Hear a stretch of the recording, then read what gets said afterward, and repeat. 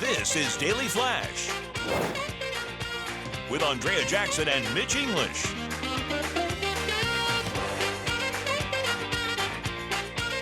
Broadcasting worldwide and streaming. Daily Flash. Today's talk, tomorrow's trends. Hi, everyone. I'm Andrea Jackson. And I am Mitch English, welcoming you to Daily Flash. Today's talk, tomorrow's trends. So glad to have you here, and we always love hearing from you, right? Yeah, we make you a big part of our show, and we want you to get in on the action. You can follow us everywhere. Absolutely. Not only on Facebook, but you can also drop us an email. You can join us on TikTok, Instagram, and so much more. Sound off by dropping us an email, flash@dailyflashshow.com. If you go to our website, there's a sound off button that will give you access to leave us an actual voice message that you could hear on the show. And who knows, we may be able to hear you on the air, so check that out. We had now, of course, wanting to hear from you, our question of the day, and here it is.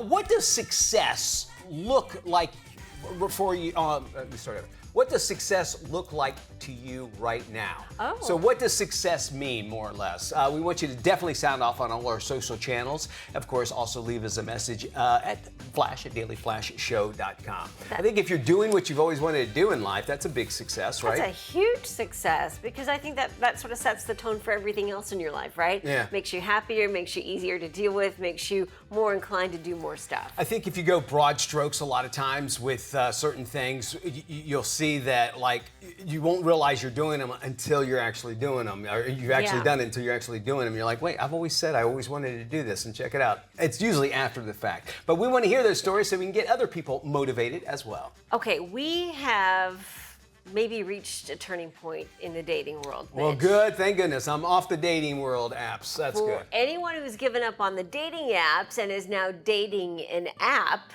this one's for you. New York City is set to open its first companion cafe. All right, explain this. The same wine bar has been redesigned for those who have AI partners in life now. The tables allow customers to bring along their phone or tablet to set up a romantic evening. Tech devices are propped up on stands to make video calls to virtual partners and headphones so that you can hear them. Eva AI is the app behind the cafe. It offers AI companions for text and video chat. Company insists the AI relationships are not a substitute, but rather a rehearsal ground for people looking to build confidence. 28% of American adults admit to having at least one romantic encounter with an AI as of last October. 42% of high schoolers admit to using AI for companionship, with 1 in 5 saying they know someone who is in a romantic relationship with a bot. I know that it can be very intriguing, and I found, as you know, when AI first, ChatGPT, of course, with Scarlett, my Yes. AI assistant, Who you're in a casual relationship, platonic relationship very with. platonic. Yes. But no, here's what the AI does. It agrees with you on everything, and if you screw up and mess up, it'll say, "Oh, I see what you did there, man." It makes you feel like you're smart, like, wow, you're smarter than the computer, which is not, because it's just gathering information. You know, again, talking about broad strokes, just gathering information, giving it to you, and leaving out some kind of details. And what that does psychologically is, like, you know, it's like being around somebody that really supports you and understands you, and that's what gives that feeling. So I can understand why people do it. What worries me is that kids, as you said, with that statistic of how many kids are actually saying they're engaged in a relationship with a bot, they're not getting what they need in a real relationship. And what happens when the internet goes down or they can't get to it anymore? Oh, God forbid. They're not going to know how to handle it, right? Yeah, it's true. And I also think it gives you a false sense of companionship. You are relating to something that's on a screen, right? And you're depending on that something to fulfill a certain need in your life. I'm a little conflicted on this, because I can see where something like this could help, you know, somebody who is lonely, or seniors who are living by themselves that need some kind of companionship or some sort of voice to talk to. But on the other hand, and I love the idea of they're pitching this as, a rehearsal ground for real dating. Is it though? Not. No, it is not. Is it? No, I don't think it is. There's so many good things we can do with the AI, and I can understand how if you use it as I don't want to say maybe a therapist, not a psychologist, but a therapist, because it's set up to just ask questions, and that's really what therapy really does for you as well. I think as far as older generations, maybe their frontal lobe and their experience in life is built enough to where they can understand this is fake, and they also didn't grow up in it. But you're talking about a generation that's going to grow up thinking the entire time that they're in a real relationship, and it's actually giving back what you need because you're hearing something. Yeah. I can sit and tell you whatever you want to hear all the time, but am I really helping you? Am I really seeing that maybe you might be going down the wrong road? And it also harkens back to what happened here in Orlando with the 13-year-old boy. Yes, who ended up killing himself because he was involved in a romantic relationship with an AI, and I think he was probably troubled and struggling. It told him to do it. And it told him to take his own life. And that case is going through the courts here, and that should be a marker for any parent, understanding that this technology is beyond a lot of control for parents, and they've got to be more involved with their kids. And it's also the dangers of this whole AI bot generation of kids that we're bringing to the forefront. Where are they getting that information from is one thing. We say, but there are, my understanding with AIs, where they get specific information. They'll only gather that information from certain sources and that sort of thing. And they're going to be more niche kind of AIs where you could be able to get the certain information you need. And then that relies on, well, is there going to be a relationship server somewhere that knows everything about relationships? And then what if somebody kind of gets in there and hacks it or does something like that? It's just gathering information and spitting it out to you. It's scary. Think about what the search engines you use. Depending on which search engine you use, it will bring up certain stories. Some stories are skewed in one direction, other stories are skewed in another. There seems to be an 80-20 margin when it comes to certain stories that are popping up for lots of folks who use the most common search engines, right? Yeah. So you think about all of that information that's compiled, how it's populated, how it becomes popular, and then you understand what could be the driving force behind a single voice somebody is listening to. So we go back to this AI cafe that you brought it up to. It seems like they're feeding into the problem, but they're also saying, well, there is a place where you need to do this. I don't see why you need a place, I guess, so you don't feel weird. You know what I'm saying? Like, well, everybody else here is doing this. Yeah. Because if you saw me like at the McDonald's or wherever, and I'm just looking and talking to the phone, you would think I'm on FaceTime. Yes, more of or course. less, right? Yeah. Right. I guess these folks are using this Eva AI campaign at the Same Wine Bar, which I love the name of that, the Same Wine Bar. Same. Same. And I guess it gives them an opportunity to feel as though they're out in the open with their AI relationship. I don't quite understand. No, it is. It makes it familiar. Is that it? It makes it normalized? Here's what even... Should we be normalizing this? You have one, I have one. I'm sitting right next to you. You're a real human. Yeah. All I would have to do is just, hey, well, I can talk to you. I would imagine, and part of a relationship is discovery of the other person. When you see it, if there's you're asking it questions, but it's not really discovery. It's going to say, well, what's the best answer that I would want to hear. Yeah. And because it does learn you and understand you and remembers things that you've asked before. Now, a lot of people in Hollywood would agree with you in that they get into this culture, and the more popular, the more A-list they become, the more yes people surround them. That's a very good point. And they live in kind of a false sense of reality. And most of them will admit that. Everyone agrees with me. Everyone says yes. If I want a triple cappuccino with vanilla from Madagascar over a certain kind of cube of ice, someone will go out and find that for you. Okay, I'm glad you said that, because the first thing I thought of was Britney Spears. And now they grew up with that. Yes. Right? And that's exactly what this is. Yeah. So we are making a generation of rock stars, if you want to call them that, or pop stars, because they are getting that. It's saying the yes men, yes, yes. And there's something to be said about the word no. It's the hardest thing a parent has to say to their kid, but the most important as well is to say no. They're always going to get that, and then more than likely they're going to say, well, how can I do this to get around my parents and that sort of thing. And as you get older, maybe have a better understanding, but young kids, you're saying, well, if you make it very familiar, we're like, well, okay, we're in AI relationships now. They're going to grow up with an undeveloped frontal lobe that doesn't understand what real connection with a real human being is. Right, they're already struggling with social skills, right? Why don't these folks at this cafe actually turn to one another and have a human conversation? And it'd be interesting too if they didn't have any waitresses. You had to order it off your phone too. So then there's zero contact connection with anybody at all. But I like what you said. What if the Wi-Fi goes out? Then you're screwed. Yeah. You got to have a real conversation.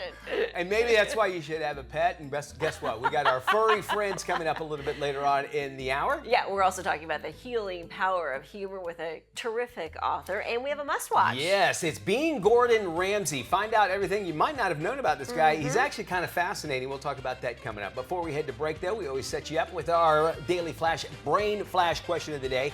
What is the hardest natural substance on Earth? All right, you think you know the answer? We'll have the answer to that coming up right after the break returns. You're watching, of course, Daily Flash. Today's trends, tomorrow's talk. We're back right after this. Welcome back to Daily Flash. Let's see if you got today's Brain Flash question right. Here is the question. What is the hardest natural substance on Earth?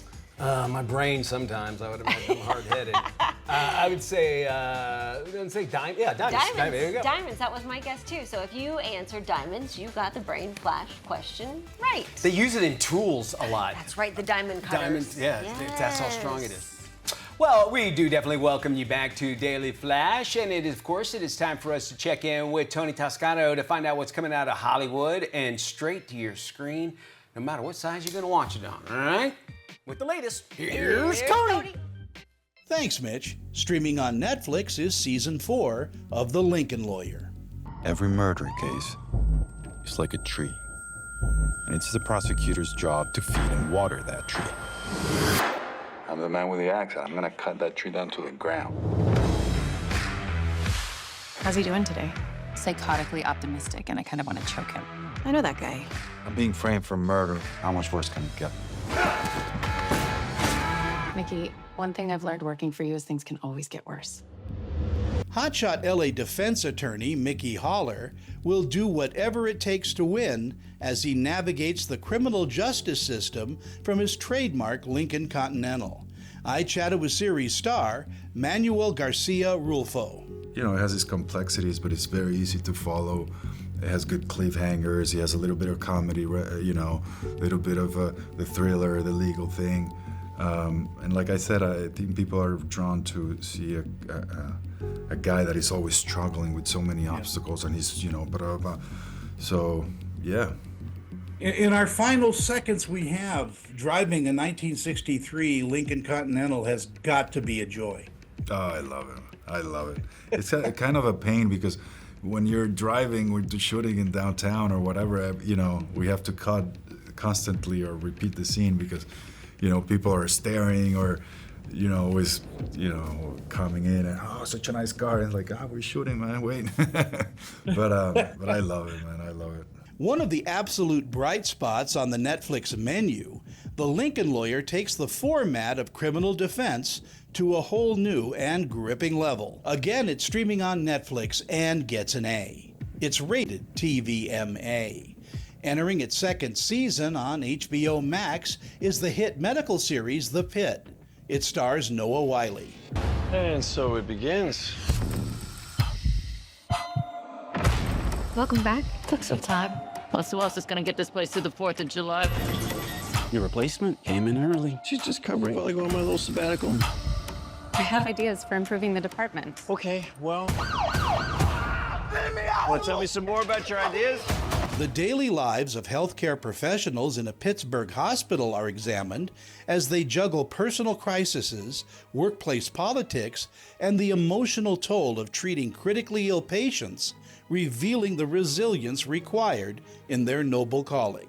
Why are people drawn to the Pit? That's a great question. I think that there's a little exposure therapy aspect to watching these things where it reassures you by giving you a sense of familiarity. So these aren't totally foreign environments if you should happen to find yourself in one. And their hope affirming, because what you're seeing is really dedicated, intelligent, talented, compassionate people put their own aside to put your broken pieces back together. And it's nice to know that kind of selfless courage and heroism is out there. Capturing life and tragedy in a big city ER, the series is simply one of the best things on any streaming service. Again, The Pit is streaming on HBO Max and gets an A. It's rated TVMA. For the Daily Flash, I'm film critic Tony Toscano. All right, thank you there, Tony. It is time for that one story that's going to make you stop and just say, Mitch, please. You're going to love this one. In a luxury condo complex in Edgewater, New Jersey, dog owners are now required, it's no joke, to register their pet's DNA. Why? Come on. Well, the goal is simple. If someone doesn't pick up after their dog, management can test the poop, match it to the dog, and then hit the owner with a $250 fine.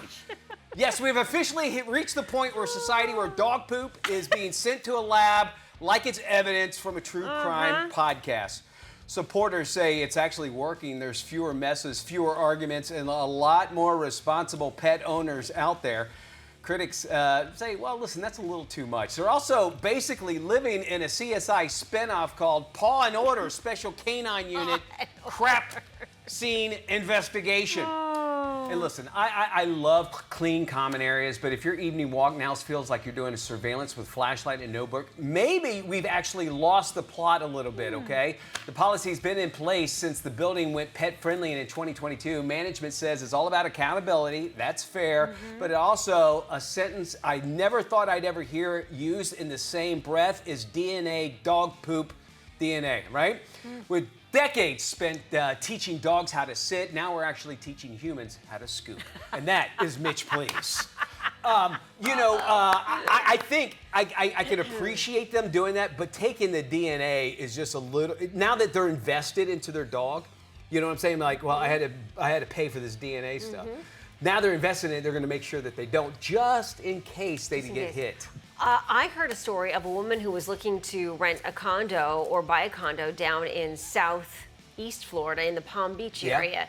And as a requirement on the application, it asked you whether you had pets. And if you had pets, you had to provide a poop sample from your pet. Already. And then they would send that poop sample to the lab for DNA. That way, if somebody found poop in the common areas, they could pull up the pet DNA and figure out who the guilty party was who did not pick up after their pet. So this is happening. Okay, but somebody has to go pick it up and then send it in. It's humiliating as it is for me to get the Colon Guard test thing. I got to walk in with UPS store with that big white box. They know what's in it, first off. I know. I don't want it. No way. KSA Entertainment is dedicated to uplifting the communities we serve. Through KSA Cares, we're bringing awareness to the causes that matter most, supporting those who work tirelessly to make a difference. From honoring veterans to championing environmental responsibility, KSA Cares is committed to inspiring positive change. At KSA Entertainment, we're here for the stories that bring us closer. Innovate with us. We can make a difference. Welcome back to Daily Flash. We are all standing by here for furry friends. We will start with this. A caretaker at a zoo in Poland captured a David and Goliath standoff between a tiny deer and a giant rhinoceros. Well, this video has already got more than 1 million views and counting. The clip shows the 50-pound deer squaring off with its 3,700-pound opponent in a snowy zoo enclosure.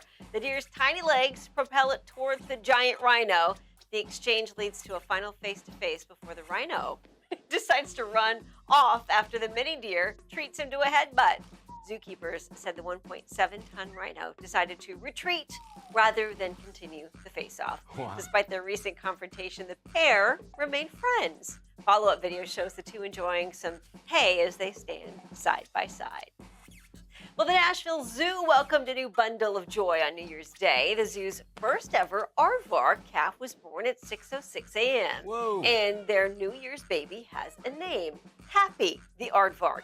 The New Year's baby weighs in at roughly 4 pounds and is about the size of a rolling pin.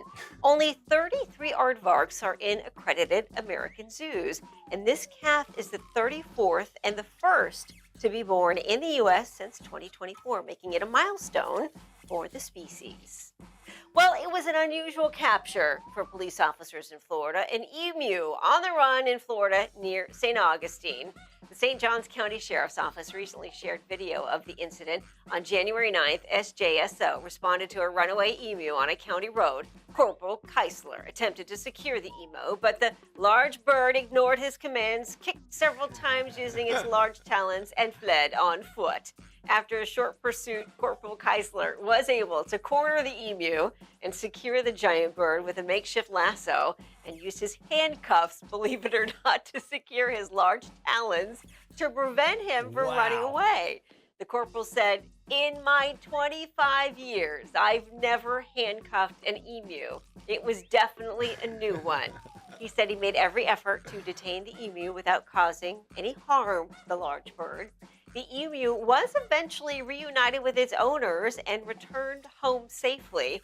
All criminal charges against the emu have been dropped. That's good. You know, those things are they're dangerous, really, what they are. So, and then the police officer going into work that day had no idea that's what he was going to do. Now, I'm assuming he's probably arrested a few emos, but never an emu. But never an emu. Good I think effort. you're right there. Because grabbing those things like he had done, I mean, it could have turned bad. Those talons are really, really bad. Thank you there, Jackson. Brave. Indeed. For sure. Well, let's jump into some trending news stories that's happening around the world. An American tourist attraction has just been designated as the worst after a new global travel survey was released. And the Hollywood Walk of Fame took the title, believe it or not. Analysts actually looked at over 100 different tourist attractions around the world and came up with the worst destinations that disappoint viewers despite their global status. A travel company released the findings based on Google reviews, as well as airport accessibility, safety, and local accommodations. Reviews list the Hollywood destination as, get this, unsafe, rundown, and full of shady figures. One traveler described it as more homeless than Hollywood. Other disappointing notables on that list, the Dead Sea, that's near Jordan, the Grand Bazaar, you could find that in Turkey, and, believe it or not, the Great Wall of China, also disappointing as well. I would imagine with the Hollywood Walk of Fame, it takes you everywhere. Lord knows what you're going to see along the way, so I could see how it makes it into that list. Move on now, where a mom is taking heat for the way she traveled with her infant on a recent Delta Airlines flight. The woman who was flying overseas on a 12-hour flight was actually posted a photo showing herself crouched on the floor of an economy row as two tots slept across the window and the middle seats. She refused to pay for an extra ticket, so airline staff accommodated her as best as they could with that sold-out flight.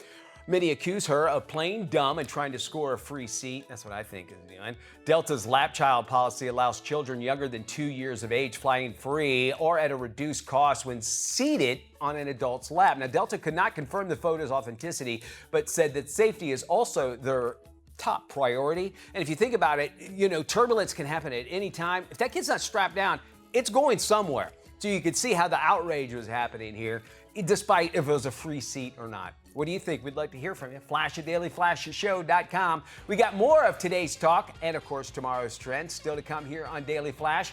Our website is waiting for you. Just go to dailyflashshow.com, hit on the sound off button. You can send us a direct message, including your voice. You could hear it on the air. Stick around. You're watching Daily Flash.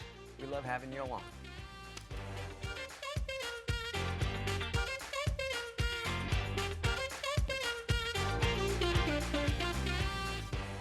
Yeah, we got to get that. This is Daily Flash with Andrea Jackson and Mitch English.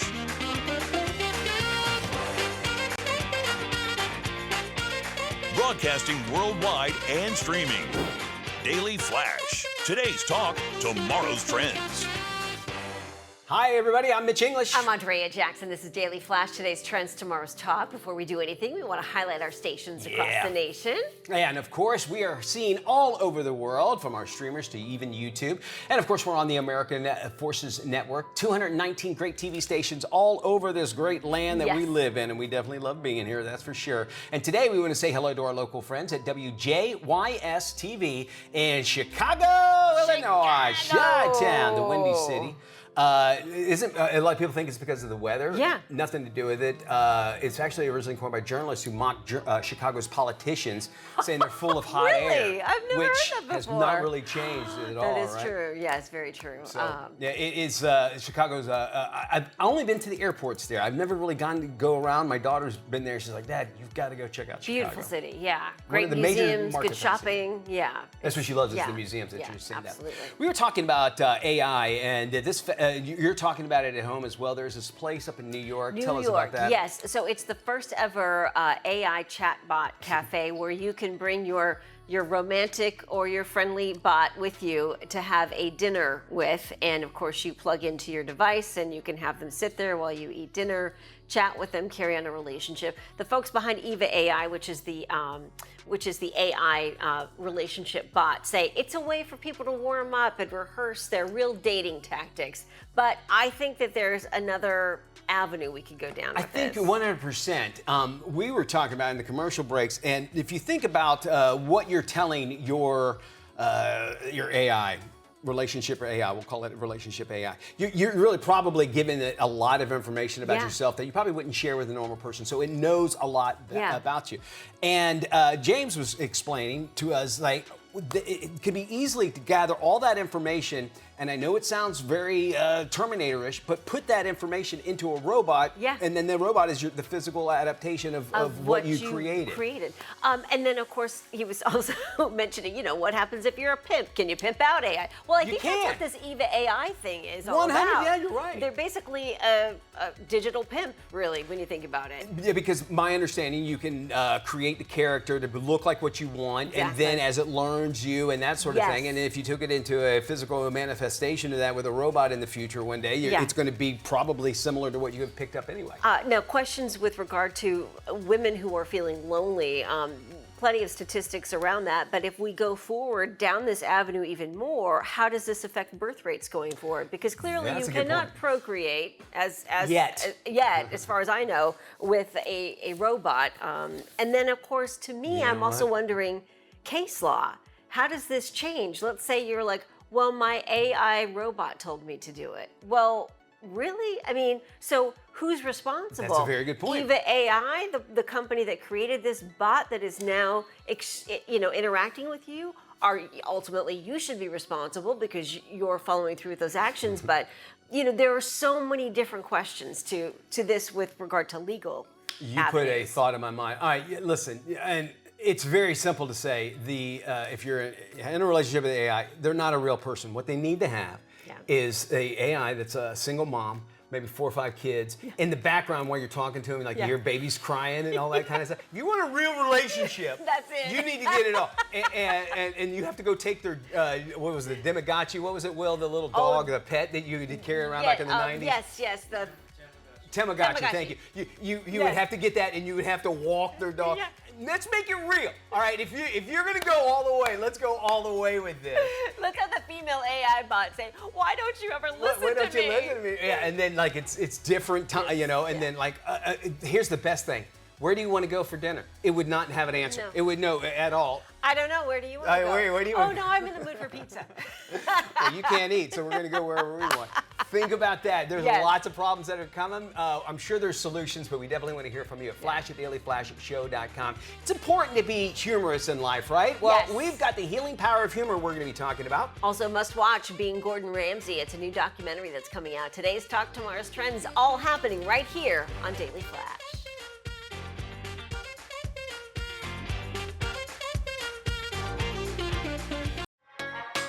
Welcome to Life Love Shopping. This is your lifestyle guide from A to Z. If you live it, you love it, or you buy it, we talk about it. And everybody is talking about how much they love this. First Lady Melania Trump is setting records at the box office. Her new documentary, Melania, hit theaters on January 30th. Its opening weekend hauled in $8 million. That's a record for a documentary. Critics weren't fans, but the audience has been showing some serious love for the movie. Ticket sales and rave reviews continue to bring out fans who follow Melania's style, her grace, and admire her role as First Lady. Here we go again.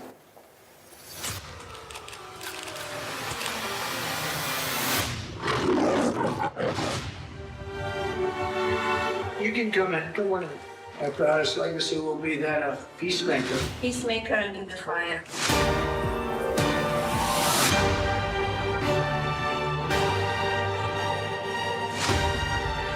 Beautiful. Together with like-minded leaders, we have a voice. Is it safe? It is safe.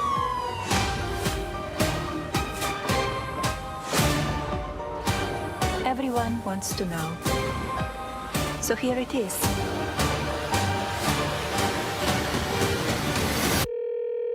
Hi, Mr. President. Congratulations. Did you watch it? I did not. Yeah, I will see it on the news.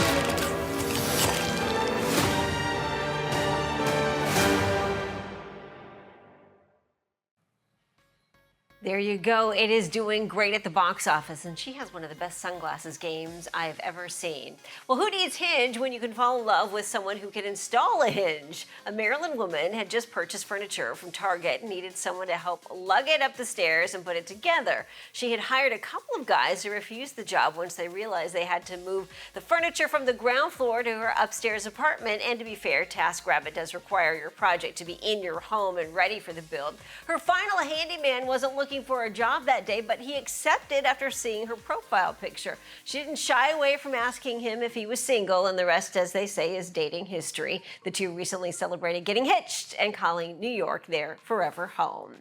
Sweet Hearts has released a new batch of those chalky heart-shaped candies with fresh new sayings this year. At the beginning of every year, Sprangler Candy Company releases a fresh batch of the tiny edible hearts with new sayings. This year's phrases were less flirty than usual. The candies seem to offer financial advice instead of romantic gestures, with sayings like split rent, share login, carpool, family plan, buy in bulk, and cook for two. While the brand had the best intentions with this year's release of new sayings, the joke did not seem to land well with their customers.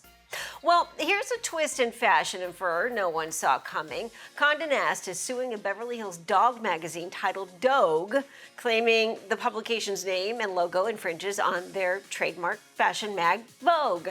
Dogue is a tiny mag filled with photos of four-legged fashionistas and mimics Vogue's layout, style, and overall appearance. The lawsuit asks that Dogue be shut down, its trademark application denied, and that the magazine pay damages to Condé Nast. Vogue's U.S. monthly circulation is approximately 1.2 million, priced at $12 an issue.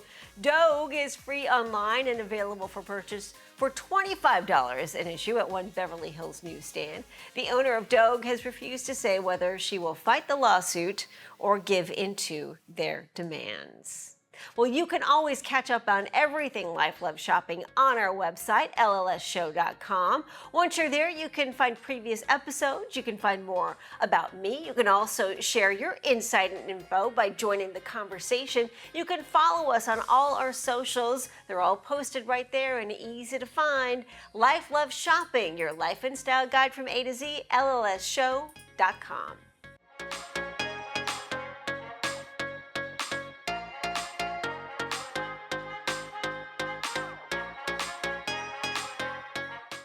It's Heart Health Month, and cold weather can actually put extra strain on your heart. Dr. Tiffany DiPietro joins us with tips to help keep your heart strong through these cold winter months. Yes, as a cardiologist, I always encourage my patients to be proactive about heart health, especially in their 40s and beyond, and especially in colder temperatures. Your heart is one of the hardest working muscles in your body and relies on energy to function properly. Okay, Doc, so what do you recommend? When it comes to supplements, I recommend Cunol Ultra CoQ10. CoQ10 is a key nutrient your body uses to produce that energy at the cellular level, and no part of the body requires more energy than the heart. While our bodies naturally produce CoQ10, those levels do begin to decline with age and can also be affected by some medications. By helping supply the energy the heart needs to function properly, CoQ10 helps support vascular health and healthy blood pressure. So I recommend incorporating targeted supplementation along with lifestyle habits like a balanced diet and regular exercise, which can be beneficial to keeping your heart healthy. Regular CoQ10 found in many other supplements is poorly absorbed because it doesn't dissolve well in water. Cunol Ultra CoQ10 is different. It's water and fat soluble to provide up to 3 times better absorption compared to regular CoQ10, helping people increase CoQ10 levels in just weeks. A healthy heart supports everything you do, and Cunol is the brand that can help you champion your heart health. Cunol Ultra CoQ10 soft gels are available in 60 and 120 count starting at $25.99 at all major retailers, including Walmart, CVS, and Costco. Any other advice? Yes, so if you just go to Cunol.com, you can find all of the information you need about all of the Cunol products, including the Cunol Ultra CoQ10. Thanks so much, Doc. We'll have this info on our website, dailyflashshow.com/FMI.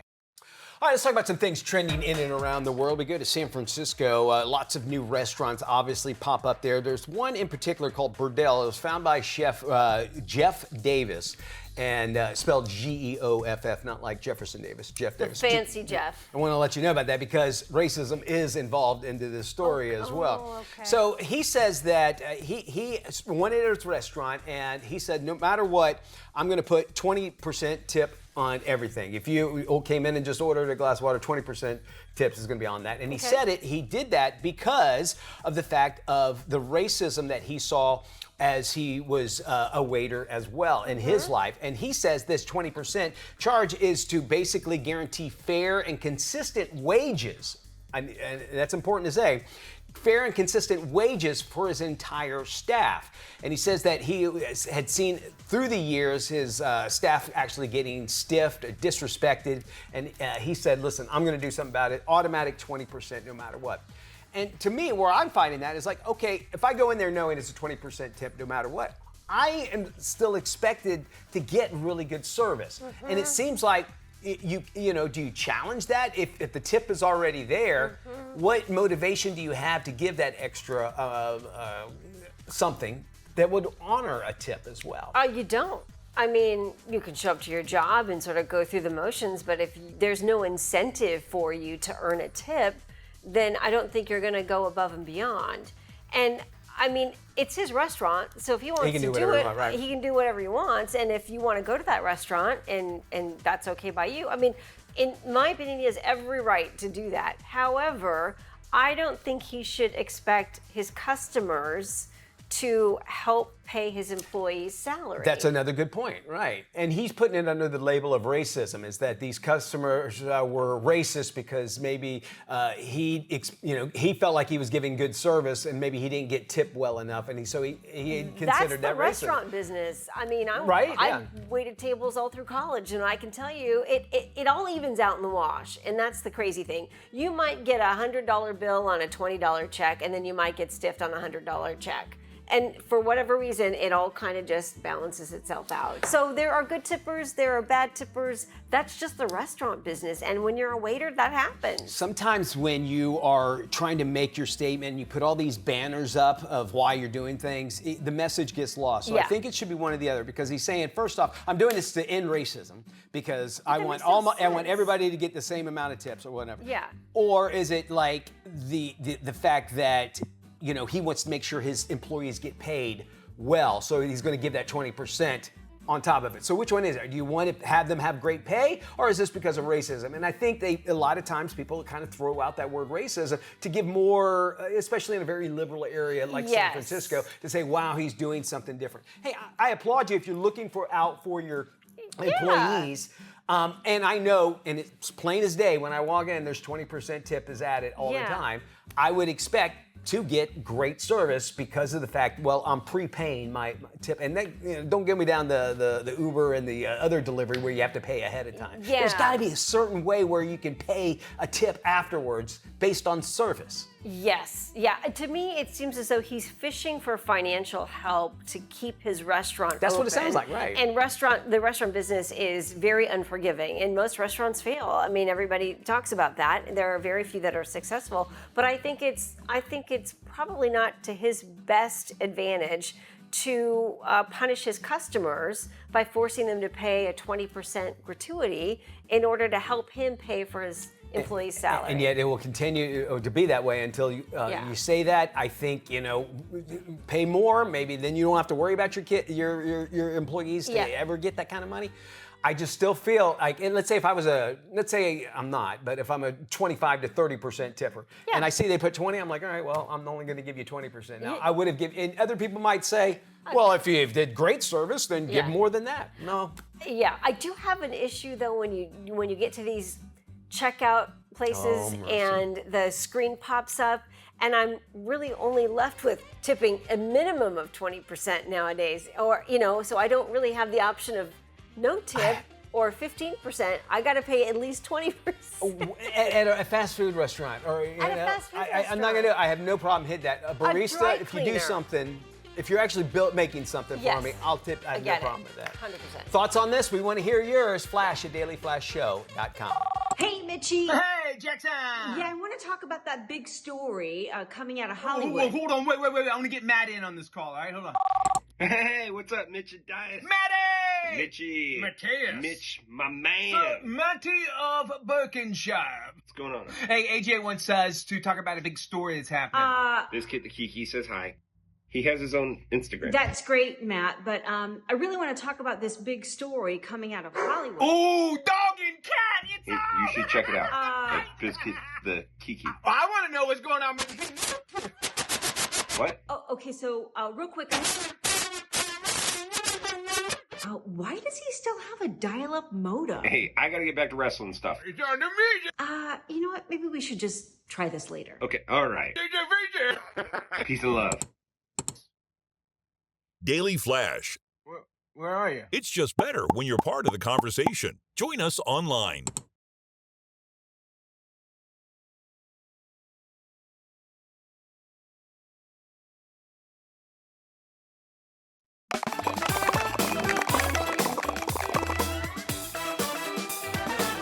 Hey, welcome back to Daily Flash. I'm Mitch English alongside Andrea Jackson. It is Gordon Ramsay as we have never seen him before. In this new docuseries, Ramsay opens the doors to his home and businesses in the lead up to his biggest restaurant venture to date. This is Being Gordon Ramsay. Oh my God, come on. Yeah. I need just one more cushion behind. Do you know, he's like the Princess and the Pea, isn't he? Just like, there you go.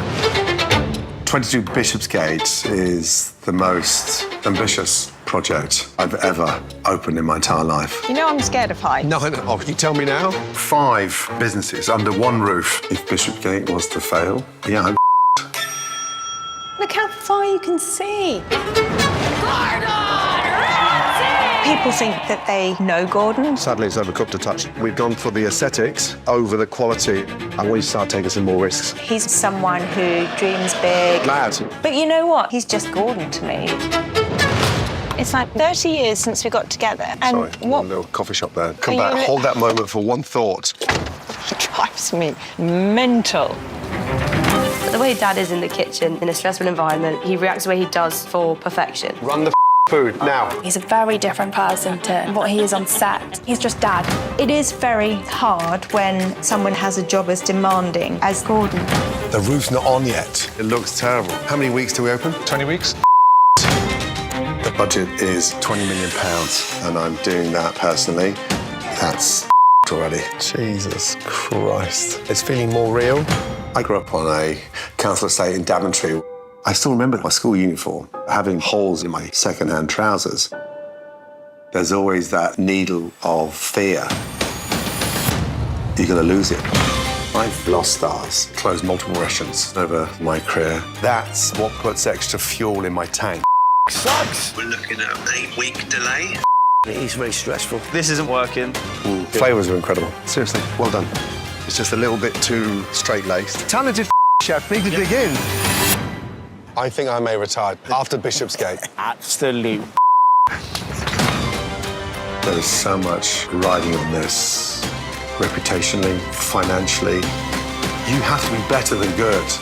It scares the shit out of me. Holy shite, Manelli! This thing is gonna take... Thanks so much for joining us. We will see you tomorrow. Be good, everybody. Bye-bye.